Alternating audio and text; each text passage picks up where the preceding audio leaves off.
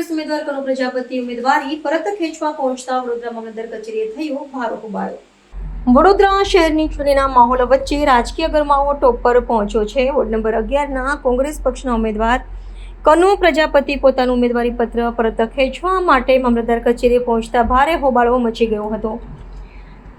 આ ઘટનાને પગલે સ્થાનિક રાજકારણમાં ખળભળાટ મચી ગયો છે અને ચૂંટણી પ્રક્રિયાની પારદર્શિતા તેમજ ઉમેદવારોની સુરક્ષા સામે ગંભીર સવાલો ઊભા થયા છે।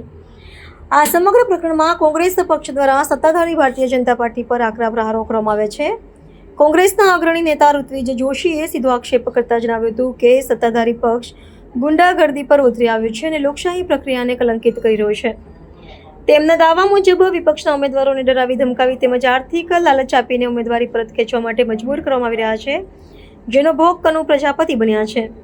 મામલતદાર કચેરી ખાતે એકત્ર થયેલા કોંગ્રેસના કાર્યકરો અને આગેવાનોએ દબાણ તંત્ર વિરુદ્ધ ઉગ્ર સૂત્રોચ્ચાર સાથે વિરોધ નોંધાવ્યો હતો। આ ઉપરાંત ઋત્વિજ જોશીએ વધુ એક ચોંકાવનારો ખુલાસો કરતા જણાવ્યું હતું કે વોર્ડ નંબર 2ના કોંગ્રેસના ઉમેદવાર ભૂમિ પ્રજાપતિ પણ છેલ્લા કેટલાય સમયથી સંપૂર્ણપણે સંપર્ક વિહોણા બન્યા છે।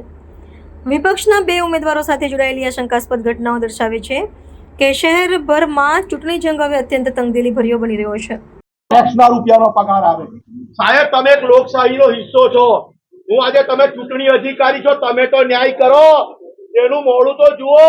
પહેલા એના પરિવારને જાનથી મારી નાખવાની ધમકી આપે અને હવે આ તો બકરા હોય એમ ખરીદે છે। જે રીતે બકરી ઈદના દિવસે હલાલ કરવા માટે બકરા ખરીદાય ને એ રીતે ભાજપ વાળા ઉમેદવારોને બકરા તરીકે કામ કરે। આ લોકશાહીનું આનંદ છે વડોદરાની જનતા। અમે તો જીવતા જીવ લડીએ છીએ, પણ વડોદરા સાચવી લો, ભાજપ ક્યારે સમજશો? આપણે રક્ષકો ને ભક્ષક બન્યા। આ વડોદરાની જનતા હવે જાગો તમે।